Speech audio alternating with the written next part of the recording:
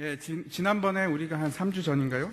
앞서서 창세기 1장 1절에 대해서 우리가 알아보면서 창세기는 도대체 어떤 책인가 함께 생각해 보았습니다. 그리고 창세기가 쓰여진 목적이 무엇인지, 또 이 세상이 무엇 때문에 창조되었는지 우리가 생각을 해 보았습니다. 천지 창조라는 것은 결국 하나님께서 우리를 기뻐하시고 사랑하심으로 어마어마한 구속의 계획을 세우시고, 그 구속의 계획을 예수 그리스도를 통해서 이루시기 위해 이 땅에, 이 세상을 눈에 보이는 실체로 표현하신 것이 바로 천지창조입니다.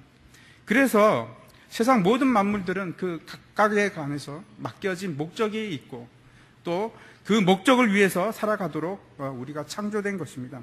창조를 부정하는 사람들은 무신론, 하나님이 없다 이렇게 주장을 합니다. 대표적인 것이 이제 진화론인데, 그 존재의 목적 자체가 창조론, 우리가 얘기하는 것과는 너무나 다릅니다. 모든 세상 만물들은 우리를 자신을 위해서 살아가야 한다. 모든 만물은 자기 자신을 위해서 살아가야 한다. 생존을 위해서 살아가야 한다라고 이제 주장을 합니다. 우리가 이제 오늘부터 6일 동안의 창조를 계속해서 살펴볼 텐데, 창세기를 우리가 좀 더 정확하게 이해하기 위해서는 우리의 생각을 좀 바꿀 필요가 있습니다. 창조는 원래 어떻게 만들어졌는가 하는 우주의 형성사를 가르쳐 주기 위해서 만들어진 책이 아닙니다. 그런 개념을 우리가 얻기 위한 것이 과연 옳은가, 다시 우리가 잘 생각을 해봐야 됩니다. 처음에 무엇이 만들어지고 그 다음 순서는 무엇이고, 그것이 과학적으로 어떤 의미를 가지고 하는 것을 우리가 끊임없이 생각하게 됩니다. 하지만 만약에 하나님께서 그 세상을 만들기 위해서 먼저 법칙을 만드시고, 그 법칙에 따라서 이렇게 만들었다, 그래서 이 세상은 그렇게 생겨난 것이야 라는 식으로 과학적 지식을 우리에게 주시기 위해서 책을 쓰셨다면 이런 식으로 쓰지는 않았을 것입니다. 앞에서 제가 말씀드린 적이 있는데, 창세기는 과학책도 아니고 그렇다고 해서 역사책도 아닙니다. 창세기를 바라보는 몇 가지 관점들이 있습니다. 이제 창세기 1장을 보면 이제 7일 동안, 6일 동안 세상을 창조하시고 하루를 마지막 7일째 쉬지 않으셨습니까? 그런데 이 7일을 어떤 사람들은 이렇게 생각합니다.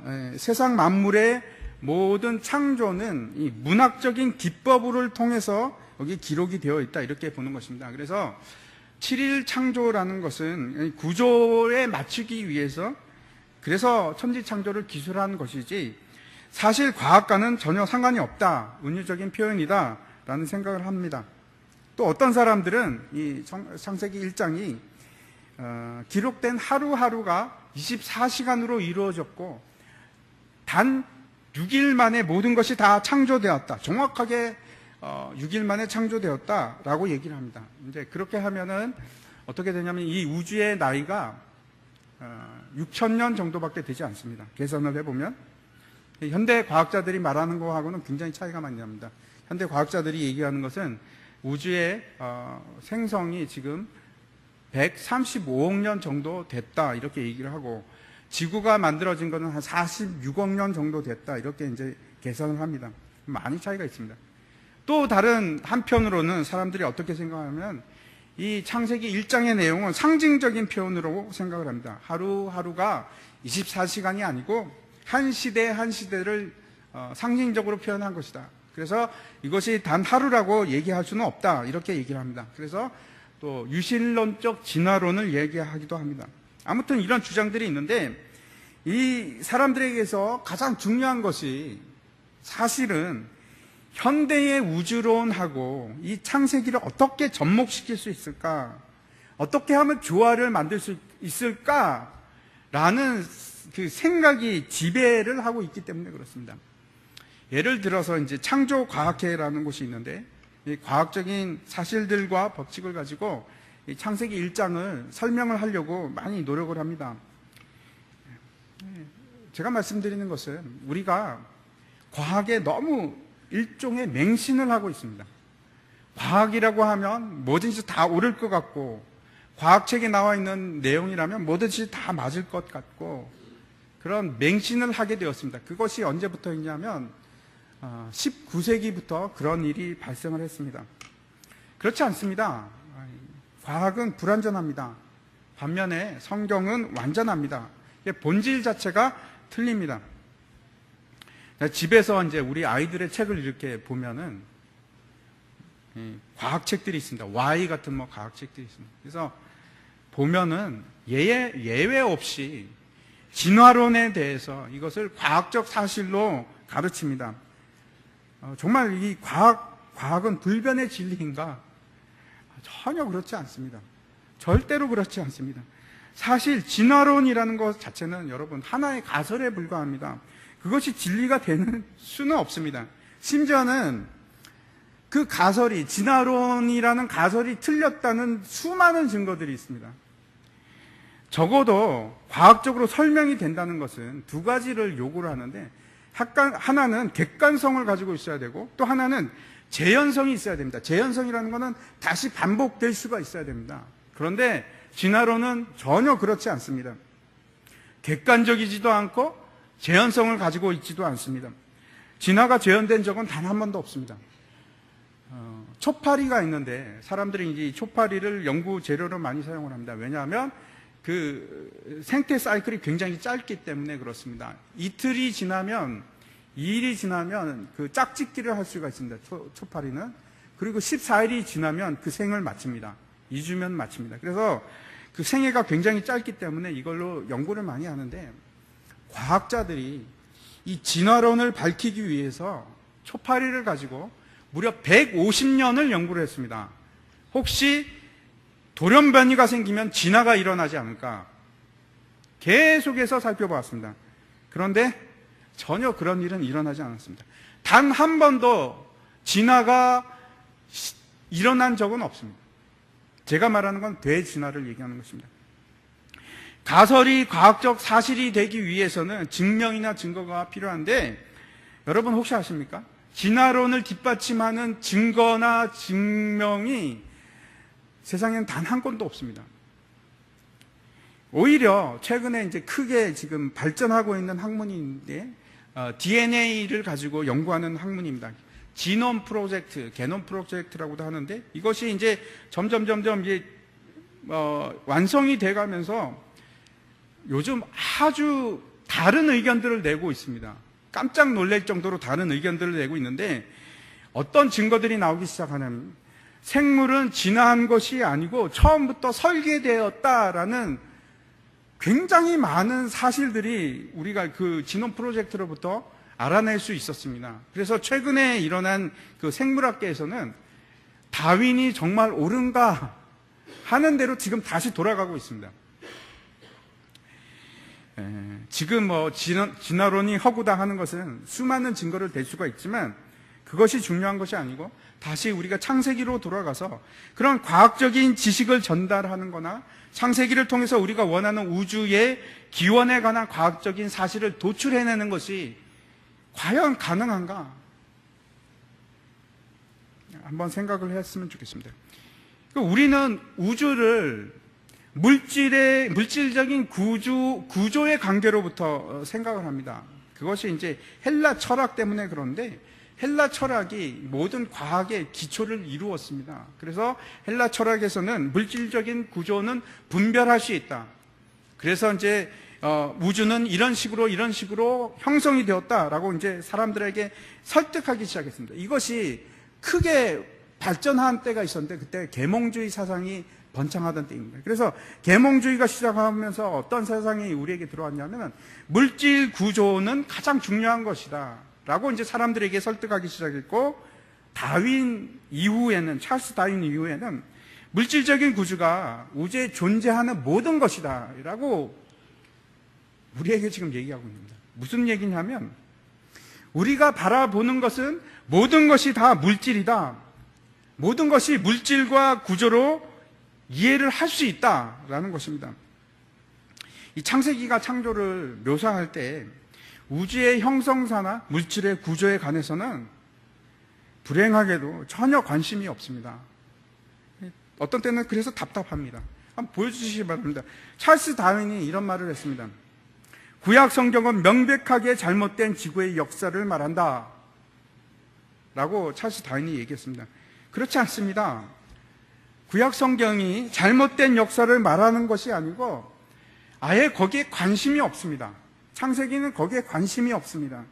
하지만 많은 사람들이 이 잘못했다라는 저 지적에 꽂혀서 뭘 하기 시작하냐면 성경은 잘못된 책이 아닙니다라는 것을 이제 적극적으로 반론을 내기 시작합니다. 그것이 이제 대표적인 것이 창조과학회 같은 것입니다. 제가 다시 말씀드리는 것은 성경은 지구의 역사를 설명하기 위한 책도 아니고 과학적인 탐구의 대상도 결코 아닙니다. 이런 겁니다. 영화를 볼 때 여러분 뭘 집중해서 보십니까?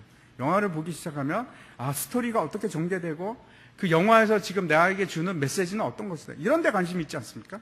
혹시 여러분 영화를 보면서 저 배우는 개런티를 얼마를 받았고 저 감독은 저 시나리오 쓰는데 얼마나 시간이 걸렸고 저 감독은 나이가 몇 살일 거야. 이런 데 관심이 있으신 분이 있으십니까? 없지 않습니까? 영화를 그냥 보시지 않습니까? 제가 말씀드리는 것은 그 영화 속에 그런 내용이 나오질 않습니다. 감독이 몇 살이고 배우는 얼마 받았다 이런 걸 나오질 않습니다. 그런 정보가 아예 없습니다. 창세기도 마찬가지입니다. 그런데 관심도 없을 뿐더러 아예 그런 정보가 나오질 않습니다. 수많은 사람들이 예수를 믿는 사람들이 이 창조 과학을 변호합니다. 하지만 우리가 주의해야 할 것이 있습니다. 그렇게 성경을 이해하면은 원래 우리가 의도하는 것과 전혀 초점이 맞지 않는 다른 방향으로 갈 여지가 있습니다. 이게 사실은 19세기 이후에 과학으로 모든 것을 설명할 수 있다는 그 맹신이 우리 속에도 있기 때문에 그렇습니다. 근데 창세기가 얘기하는 것은 전혀 다른 방향을 이야기하고 있습니다. 만약에 모든 것을 법칙과 과학의 법칙으로 이해하고 해석을 다 할 수 있다면, 다시 말씀드려서 모든 것이 물질로 이해할 수 있다고 한다면 여러분, 하나님이 들어갈 자리는 어디에 있겠습니까? 초월의 세계에 관해서는 점점 더 설 자리가 없어지는 겁니다. 아닙니다. 그렇지 않습니다. 창세기는 물질에 관한 얘기가 아니고 하나님에 관한 얘기입니다. 초월에 관한 얘기입니다. 하나님께서 우주의 법칙을 만드시고 그 법칙대로 세상을 창조하시고 그 법칙이 세상을 지금 잘 돌아가게 하고 있다. 그러면 과연 하나님은 지금 뭘 하고 계신가? 마치 시계가 태엽을 감아두면 계속해서 돌아가는 것처럼 세상이 그렇게 돌아간다면 하나님은 지금 뭘 하고 계신 것인가? 하나님 없이도 잘 돌아가는데 더 이상 하나님이 필요한가? 하는 제가 말씀을 드리려고 하는 겁니다. 사도행전 17장 28절의 말씀을 한번 보겠습니다. 제가 읽어보도록 하겠습니다. 우리가 그를 힘입어 살며 기동하며 존재하느니라. 너희 시인 중 어떤 사람들의 말과 같이 우리가 그의 소생이라 하니. 성경이 말하는 것은 우리가 뭐라고 하냐면 그를 힘입어, 하나님을 힘입어 살며 기동하며 존재한다라고 분명하게 얘기를 하고 있습니다. 만약에 하나님이 갑자기 지금 현재 하나님이 갑자기 사라지셨습니다. 그럼 이 세상에는 어떤 일이 일어날 것이라고 여러분 생각하십니까? 하나님이 없어져도 지금 세상은 잘 돌아갈 것이다. 아니면 하나님이 사라지셔도 이 세상은 처음에는 잘 돌아가다가 조금 지나면서 악이 번창을 하고 무언가 문제가 생기고 사랑이 식어가면서 나중에는 결국 이상한 데로 갈 거다. 여러분 어떻게 생각하십니까? 하나님이 지금 이 시간 없어지면 어떻게 될 것 같습니까? 우리가 있는 이 세계가.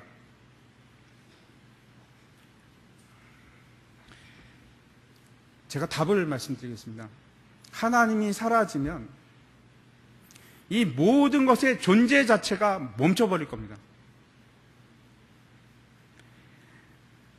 하나님이 없으면 법도 없고 하나님이 없으면 세상도 없고 우리도 없고 아무것도 존재할 수 있는 존재 자체가 불가능해지는 겁니다.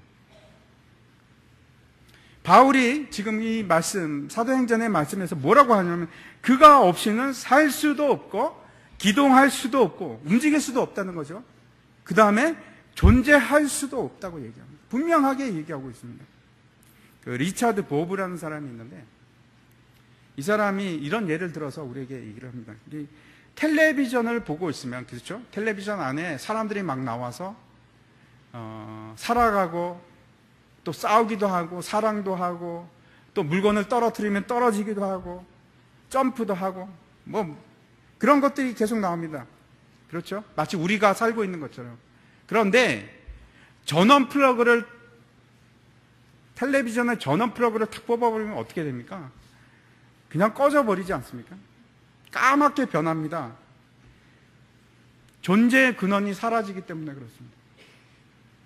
만약 하나님이 바로 이 순간 창조주의 능력으로 활동하고 계시지 않는다면 저와 여러분은 존재할 수가 없습니다.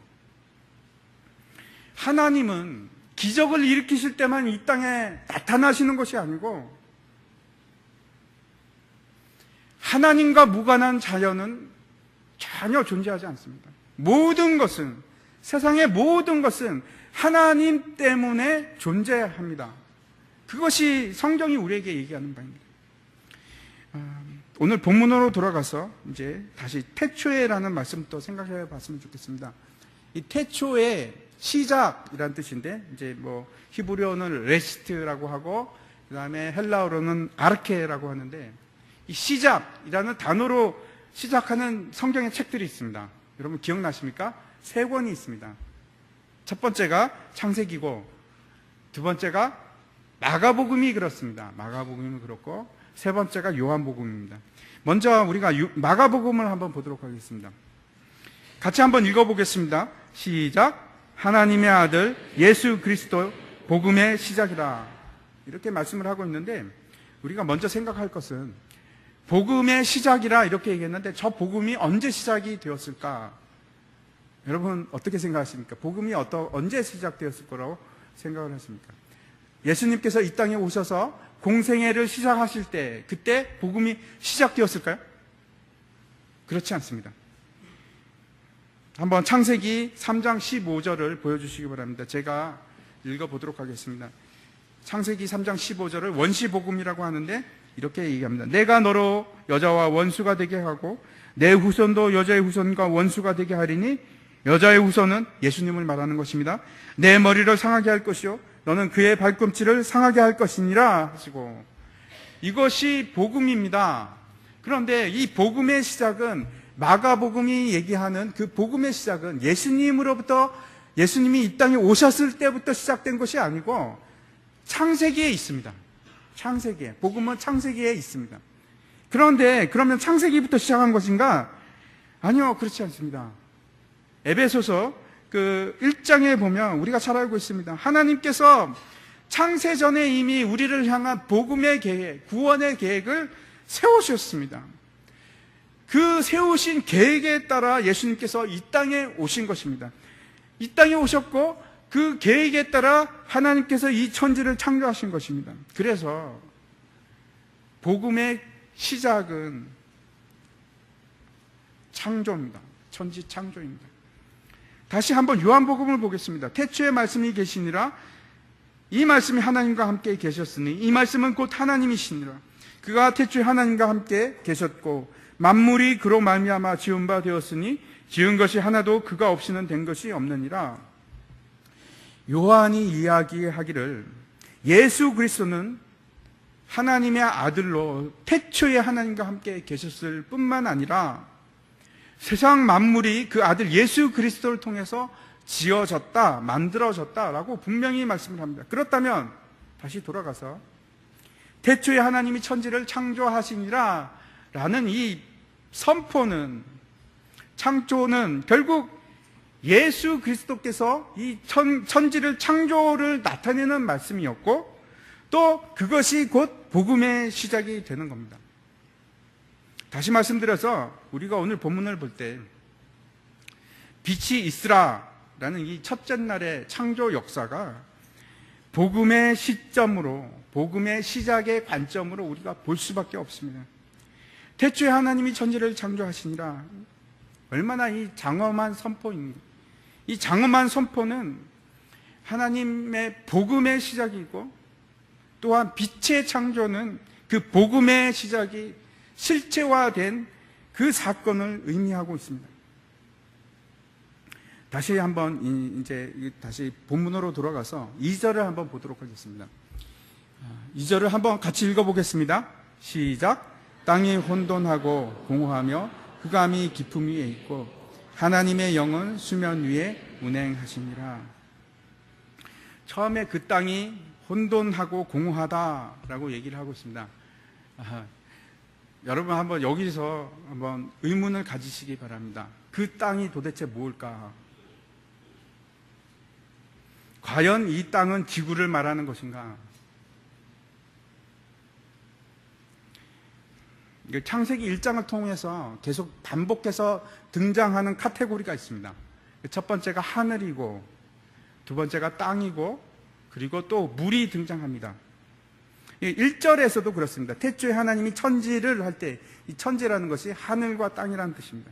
하늘과 땅을 창조하시니 거기서도 하늘이 등장하고 땅이 등장합니다. 2절에도 마찬가지입니다. 땅이 혼돈하고 공허하며 하면서 땅이 등장하고, 그 뒤에 가면 수면 위에라고 되어 있는데, 이 수면이라는 것이 물의 표면이라는 뜻입니다. 물의 얼굴이라는 뜻인데 그건 수면이라고 번역을 했습니다. 물이 또 등장을 합니다. 이 물은 우리가 알고 있는 물인가? 이 땅은 우리가 생각하는 그 땅인가? 더 큰 문제가 있습니다. 제가 이제 시간이 없어서 다 말씀드릴 수는 없지만, 창조하시니라라고 1절에 말씀을 하고 있는데, 그러면 그때 벌써 창조가 시작된 것인가? 그때 창조가 시작되었으면 어떻게 2절에서 다시 혼돈하고 공허하고 흑암이 깊음 위에 있는 그러한 세계로 바뀌었을까? 타락했다는 것인가? 천사가 혹시 반역을 일으켰나? 라고 생각을 할 수도 있고, 또 어떤 사람은 이렇게 생각을 합니다. 태초에 하나님은 천지를 창조하시느라, 이것은 전체를 아우르는, 대표하는 표제다, 이렇게 얘기를 하기도 합니다. 많은 질문들이 등장합니다. 먼저 땅이 있고 흑암이 깊음 위에 있으면서 수면이 있다고 하면, 그러면 하나님께서 모든 것을 만들기 이전에 벌써 땅과 물은 존재했던 것인가? 하나님이 창조하기 전에 벌써 있었던 것인가? 여러분 궁금하지 않으십니까? 어린아이가 엄마한테 와서 이제 질문을 합니다. 엄마, 나는 어떻게 해서 생기게 됐지? 이렇게 질문을 하면 엄마들은 어떻게 대답을 하십니까? 저도 뭐 그런 경험이 있는데 진땀을 뺍니다. 이거 어떻게 설명을 해야 될지. 그렇지 않습니까? 힘듭니다. 어린아이에게 어려운 용어를 써가면서 이 일을 어떻게 해서 그런 사람은 없지 않습니까? 어떻게 하면 이 아이한테 쉬운 단어를 써서 또 쉬운 비유를 얘기해서 이것을 잘 이해할 수 있게 만들까? 쉽지 않은 얘기입니다. 하나님께서 이 창세기를 이스라엘 백성들에게 줄 때가 언젠가 하면 모세가 이스라엘 백성들을 이끌고 출애굽했을 때입니다. 지금으로부터 한 4,000년 전인데, 그때 하나님께서 이 창세기의 말씀을 백성들에게 줄 때 어떤 말로 줘야만 하겠습니까? 제가 말씀드리는 것은 하나님께서 이것을 설명하시면서 원자는 이렇고 전자는 이렇고 상대성 이론으로 해서 어떻게 빛이 생기고 어쩌고 저쩌고 이렇게 설명을 하는 게 맞겠습니까? 그렇지 않지 않습니까? 그 당시에 그 사람들이 이해할 수 있는 개념과 그 당시에 그 사람들이 쓰는 단어를 이용해서 하나님께서 이 창세기를 기록하셨습니다. 마치 우리가 우리 아이들한테 쉬운 말도 얘기하듯이, 제가 말씀드리는 것은 그렇다고 해서 이 말씀이 진리를 벗어난 그런 것은 절대 아닙니다. 관계도 없는 단어를 써서 하나님께서 창조를 설명하지는 않으셨습니다. 분명히 특별한 이유를 가지고 단어를 선택했었을 것이고, 하지만 그것이 깊은 뜻을 가지고 있을 것입니다. 땅이라는 것은, 제가 이제 이 설교를 준비하기 위해서 뭐 주석서를 한 20권을 막 다 찾아봤습니다. 뭐라고 얘기를 하나, 다른 사람들은 뭐라고 얘기하나. 마음에 드는 게 하나도 없었습니다. 마음에 드는 것이 하나도 없습니다. 많은 사람들이 2절에 나와 있는 이 땅을 지구라고 얘기를 합니다. 그런데 저는 그렇게 생각할 수가 없습니다. 왜냐하면 빛이 있기도 전에 지구가 있었다는 것이 이해하기 힘든, 저한테는 그렇습니다. 좀 이해하기가 힘듭니다. 그런데 그러면 땅이라는 것이 무엇인가? 좀 더 이제 그 원래 뜻을 들어가서 보면은 무엇을 말하냐면, 땅이라는 것은 어떤 조직화된 형태를 가지고 있는 형성된 것을 땅이라고 표현을 합니다. 히브리어 자체가. 이해하시겠습니까? 그러니까 물론 우리가 보고 있는 이 지구나 우리가 밟고 다니는 땅도 에레츠, 땅이라고 하는 단어를 씁니다. 하지만 보다 근본적인 의미는 형태를 띠고 있는 어떤 구조체를 말하는 것이 땅이라는 의미입니다. 그래서 이 땅이 우리가 생각하는 그 땅이 아닐 수도 있습니다. 또 물이라는 것은 어떻습니까? 여러분, 물 하면은 우리가 마시는 그 물을 생각하지 않습니까? 정말 그 물일까? 물이라는 것은 어떤 것이냐면, 이 원래 히브리어의 개념의 그 물이라는 것은 흐르는 액체 같은 것을 말합니다. 형태를 유지할 수 없는, 그러나 가장 기본적인 것, 기본적인 형태가 아니죠. 형태를 유지할 수 없는 그런 것을 물이라고 합니다. 그러니까 우리말로 하면 이런 겁니다. 원물질. 좀 더 과학적으로 얘기하면 소리자, 이런 게 될 수도 있습니다. 물이라는 거 뜻 자체가 그렇습니다. 그래서 우리가 이 성경을 볼 때 물 그러면 물은 저기 바다에 있는 물이라고 생각하는 것은 아닐 수도 있습니다. 아무튼 다시 돌아가서 그 땅은 혼돈하고 공허하며 라고 기록이 되어 있는데, 혼돈하다는 것은 어떤 뜻이냐면 전혀 쓸모가 없는 상태, 질서가 없는 상태, 그런 것을 얘기합니다. 이 똑같은 단어를 씁니다. 혼돈이라는 단어하고 광야라는 단어가 똑같은 뜻입니다. 그러니까 질서하지 않고 무질서하고 쓸모도 없는 그런 상태를 얘기하는데, 공허하다는 것은 허전하다 이런 것이 아니고 텅 비었다는 뜻입니다. 아무것도 없다. 그래서 다시 한번 정리를 하면 이런 뜻이 됩니다. 어떤 것도 질서를 이루지도 못하고 형체를 만들지도 못한 빈 상태로 있었다. 그것을 이제 땅이라고 지금 기록을 하고 있는 것입니다. 땅이 혼돈되고 공허하며라고 기록을 하고 있습니다. 또 하나는 하늘과 땅의 특별한 의미를 가집니다. 이 성경에서는 하늘은 항상 비가시적인, 보이지 않는 세계를 말하고 초월의 세계를 말하고, 땅이라는 것은 가시적인 세계, 우리가 볼 수 있는 것, 자연의 세계를 의미합니다. 그렇다면 이런 것이 됩니다. 이 가시적인 세계에는 쓸모 있는 것이 없고 형성되지도 못했고 공허하고 텅 빈 그런 상태였는데, 여기서 그 원물질 위에 하나님의 영이 운행을 하십니다. 이 하나님의 영이 운행한다는 것은 마치 독수리가 그 위를 빙글빙글 돈다고도 말할 수 있고, 또 다른 뜻으로는 닭이 그 알을 품듯이 다 품고 있다, 그런 뜻도 가지고 있습니다. 그렇게 되었을 때 어떻게 되는지 한번 보시겠습니다. 시편 먼저 104편을 한번 보겠습니다. 우리가 천지 창조시라고 하는데 그 30절에 이렇게 기록을 하고 있습니다. 주의 영을 보내어 그들을 창조하사 지면을 새롭게 하시나이다. 창세기 1장 1절에서는 엘로힘 하나님, 성부 하나님께서 천지를 창조하셨다라고 얘기를 하고 있는데, 다시 요한복음으로 가니까 그 창조가 말씀이 육신이 되어서 이 땅에 오신 예수 그리스도고, 그 예수 그리스도께서 천지를 창조하셨다라고 말씀을 하고 있는데, 다시 이 시편에 가니까 뭐라고 얘기를 합니까? 주의 영이, 성령이 그들을 창조하셨다, 이 세상을 창조하셨다, 이렇게 얘기하고 있는 겁니다. 성령 하나님께서 성자 하나님과 성부 하나님과 더불어서 이 세계를 창조하셨습니다.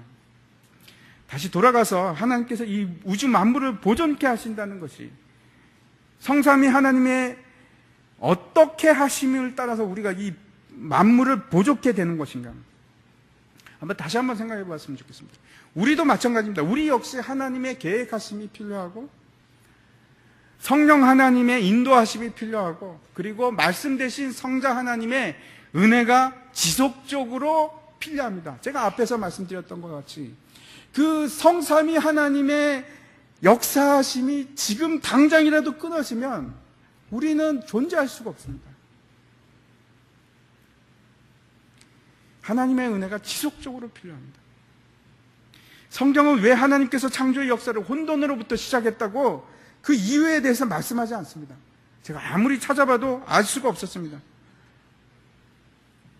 제가 이 2절을 통해서 보는 것은 대꾸를 이룹니다. 뭐가 대꾸를 이루냐면 흑암이 깊음 위에 있고 하나님의 영은 수면 위에 있습니다. 이것이 정확하게 대꾸를 이루고 있는데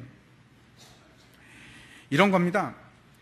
혼돈하고 어둡고 형태가 없고 텅 빈 그런 것이었는데 성령 하나님께서 마치 알을 품듯이 품기 시작하고 그 위에서 운행하기 시작하자 어떤 일이 생기기 시작하는 겁니다. 혼돈에서 질서로, 공허함에서 충만함으로, 어두움에서 밝음으로, 아름다움으로 바뀌기 시작하는 겁니다. 오늘날도 여전히 성령님, 같은 동일한 성령님께서 우리에게도 동일한 일을 지금 행하시고 계십니다. 이스라엘 백성들이 이집트에서 나와서 이 창세기를 받았을 때 여러분, 그 주변 나라들은 신화, 우주의 기원에 관한 신화들을 다 가지고 있었습니다. 그 겔가메스 시 같은 것이 지금도 남아있기 때문에 우리가 그 내용을 볼 수 있는데 그 내용이 굉장히 복잡하고 갈등의 연속입니다. 투쟁이 있고 전쟁이 있고 그렇게 해서 우주가 시작이 되고 사람이 탄생했다 이렇게 기록을 하는데, 그런데 창세기가 기록하는 것은 너무나 단순하고 직선적이고 아름답습니다. 너무나 분명합니다. 하나님께서 하셨습니다. 이 모든 것을 하나님께서 직접 홀로 하셨고 이 모든 과정을 완전히 하나님께서 지금도 제어하고 계십니다. 세상 모든 것의 통제를 하나님께서 하고 계십니다. 그래서 만약에 이스라엘 백성들이 이 창세기를 읽고 또 읽고 마음에 새겼다면 여러분, 어떻게 이방 나라의 우상들을 신으로 섬길 수가 있었겠습니까? 우리를 다시 한번 생각해 보시기 바랍니다. 도대체 우리는 무엇을 경배하고 있는가? 정말 하나님을 경배하고 있는가? 이 우주 만물을 창조하신 하나님이 나의 경배의 대상인가? 아니면 돈이 경배의 대상인가? 지위가 경배의 대상인가? 나는 무엇을 경배하고 있는가? 이사야 40장을 한번 보여주시기 바랍니다. 제가 읽어보도록 하겠습니다. 그런즉 너희가 하나님을 누구와 같다 하겠으며 무슨 형상을 그에게 비기겠느냐? 우상은 장인이 부어 만들었고 장색이 금으로 입혔고 또 은사슬을 만든 것이니라. 궁핍한 자는 거제를 들을 때 썩지 아니하는 나무를 택하고 지혜로운 장인을 구하여 우상을 만들어 흔들리지 아니하도록 세우느니라. 너희가 알지 못하였느냐? 너희가 듣지 못하였느냐? 태초부터 너희에게 전하지 아니하였느냐? 땅의 기초가 창조될 때부터 너희가 깨닫지 못하였느냐? 하나님께서 하셨습니다. 첫째 날 하나님께서 처음으로 창조하신 것을 뭐라고 기록을 하고 있냐면 3절에 빛이라고 합니다. 그리고 이 빛을 어두움과 분리를 하십니다.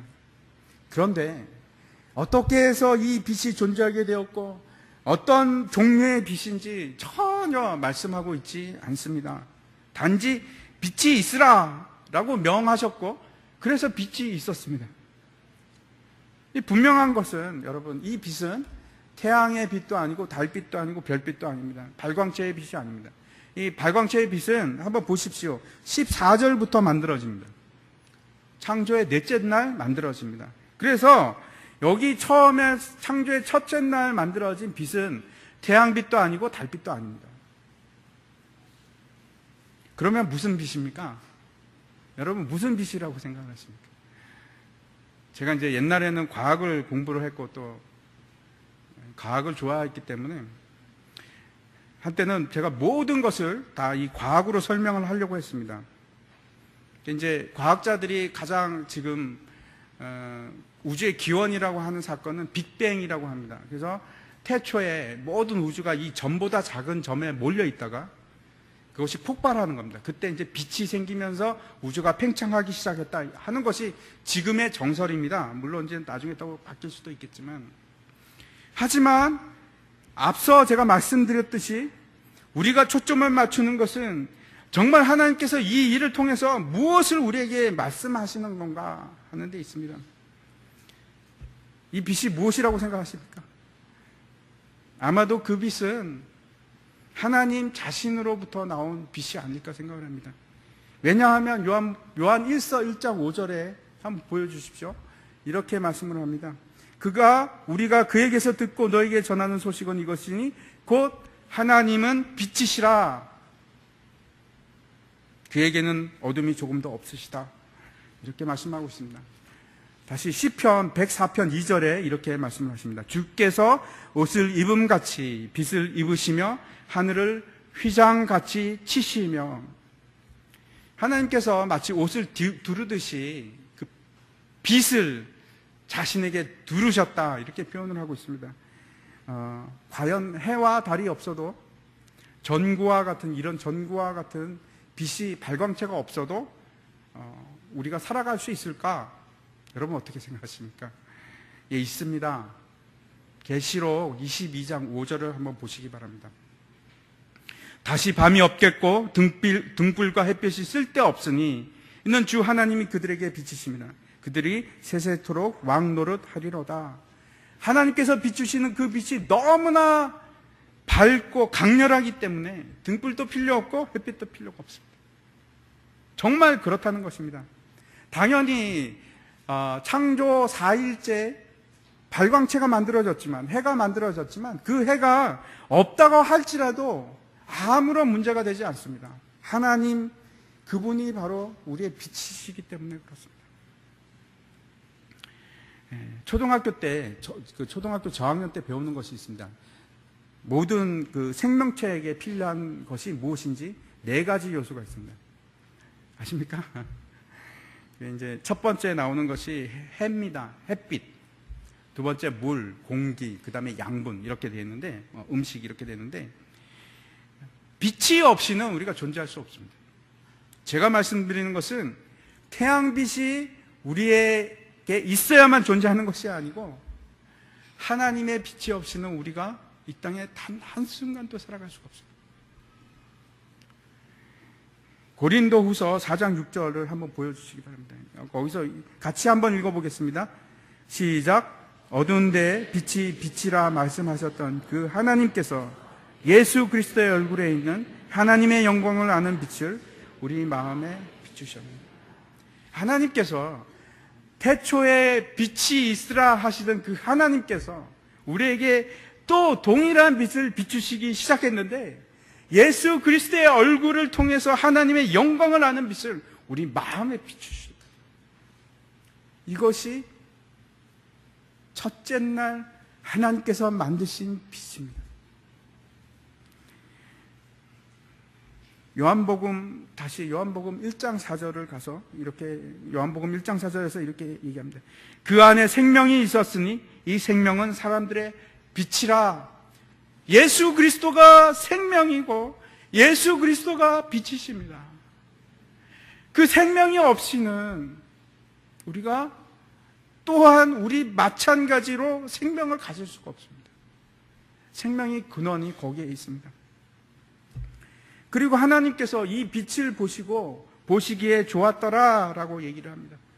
그 좋았다라는 것은 토브라는 것인데, 선하다, 아름답다, 의롭다, 풍성하고 부유하다, 그리고 축복이다, 이런 뜻이 토브입니다. 빛이 그런 겁니다.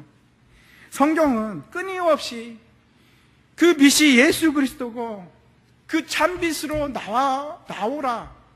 그 참빛에 거하라. 우리에게 말씀을 하십니다. 그 빛이 축복이고 그 빛이 생명이다 라고 얘기를 하십니다. 하나님께서 그리고 그 빛과 어두움을 나누셨습니다. 분리를 시켰습니다. 그뿐만 아닙니다. 낮과 밤을 분리시키셨습니다. 이스라엘 백성들과 이방인들을 분리시키셨습니다. 어둠과 빛을 분리시킨 것과 마찬가지입니다. 제가 이제 말씀을 마치려고 하는데 여러분 혼돈하지 마시기 바랍니다. 세상은 어둠을 빛이라고 하고 낮을 밤이라고 합니다. 그리고 밤을 낮이라고 합니다. 거짓을 진리라고 하고 진리를 거짓이라고 합니다. 우리의 원수가 있습니다. 이 원수가 하는 일이 악을 선하다고 하고 선한 것을 악하다고 얘기를 합니다. 빛에 거할 때만 우리가 진정한 기쁨을 발견할 수 있고 느낄 수 있습니다. 맛볼 수 있습니다. 여러분, 빛에 거한다는 것은 어떤 것인가 하면 창조의 목적에 맞게 살아가는 것입니다.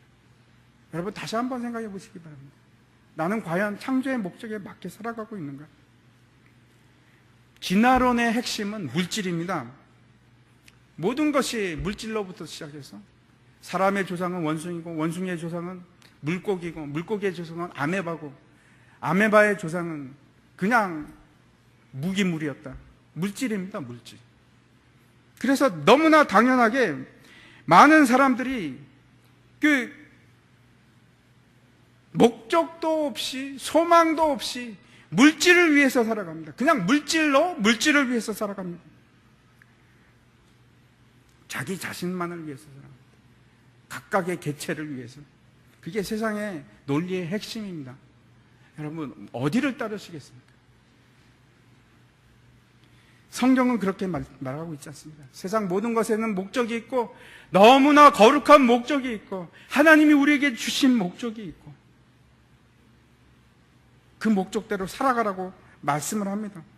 여러분 예수를 믿는다는 것은 빛에 거하는 것입니다. 빛에 거한다는 것은 하나님의 목적대로 살아가는 것입니다. 내 자신의 안위를 위해서 살아갈 것인가? 내가 마치 그 진화론에서 얘기하는 것처럼 물질을 위해서 살아갈 것인가? 아니면 하나님을 위해서 살아갈 것인가? 창세기를 모르는 많은 사람들이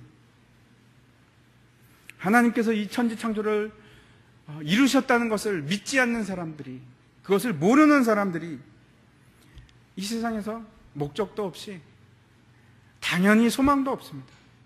그저 가지고 있는 목표는 많이 모으고 내가 살아남고 그것뿐입니다. 이기기 위해서, 승리하기 위해서 그렇게 살아갑니다. 그게 다입니다. 그게 처참한 우리의 모습입니다. 여러분, 성경이 말하는 바는 그것이 아닙니다. 창세기가 말하는 것은 그것이 아닙니다. 우리에게 분명한 창조의 목적이 있고 분명히 우리에게 명하시는 바가 있습니다. 그것을 쫓아가시기 바랍니다.